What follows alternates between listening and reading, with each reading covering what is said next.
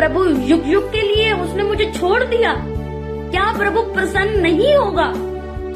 ये बात याद रखें। क्या परमेश्वर, क्या उसकी करुणा सदा के लिए जाती रही? क्या उसका वचन पीढ़ी पीढ़ी के लिए निष्फल हो गया? क्या परमेश्वर अनुग्रह करना भूल गया? क्या उसने क्रोध करके अपनी सब दया को रोक रखा है?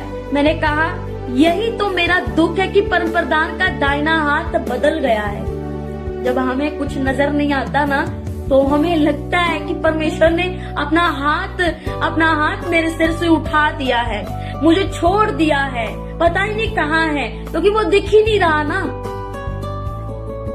वो इनविजिबल हो चुका है, वो अनदेखा हो चुका है। पर जब मैं बिल्कुल सही था, तब मैं परमेश्वर से बातचीत करती थी या बातचीत करता था, तब परमेश्वर की मुझे आवाज आती थी, तब परमेश्वर सपनों के द्वारा मुझसे बात करता था। लेकिन आज मैं परमेश्वर को पुकार रहा हूँ, आज मैं परमेश्वर को पुकार रही हूँ, तो आज क्यों वो मेरी नहीं सुन रहा? क्या मुझसे हमेशा नाराज रहेगा? क्या वो अब मुझसे खुश नहीं होगा? क्या वो अपना बड़ा हाथ बढ़ाकर मुझ पर दया नहीं करेगा? यही तो मेरा दुख है कि क्या हो गया, क्यों, कब तक अब परमेश्वर क्या मुझसे हमेशा के लिए दूर रहेगा? सोचे, दिमाग में इतनी सोच, दिमाग में इतने हलचल, और आगे देखें परमेश्वर क्या बोलता है।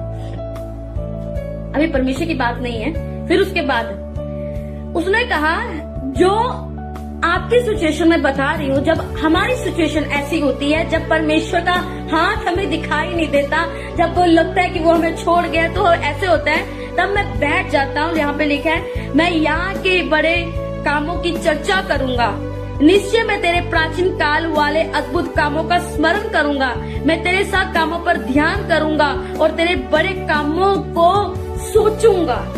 हालेलुया।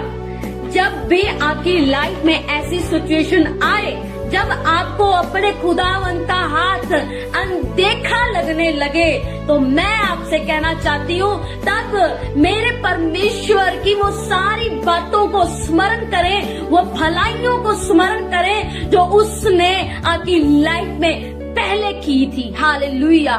जब उस समय जब आपने परमेश्वर को पुकारा था, जब आपने परमेश्वर से कहा था कि खुदावंत मुझ पर दया कर, हे अनुग्रहकारी मेरे जीवित परमेश्वर मुझ पर अनुग्रह कर, तब परमेश्वर ने आपकी आवाज को सुनकर तब आप पर जो दया की थी, उन कामों को वो बोलता है मैं स्मरण करूंगा कि वो परमेश्वर उस समय तूने मेरी भलाई की थी, परमेश्वर उस समय तूने मुझे खड्डे से निकाला था।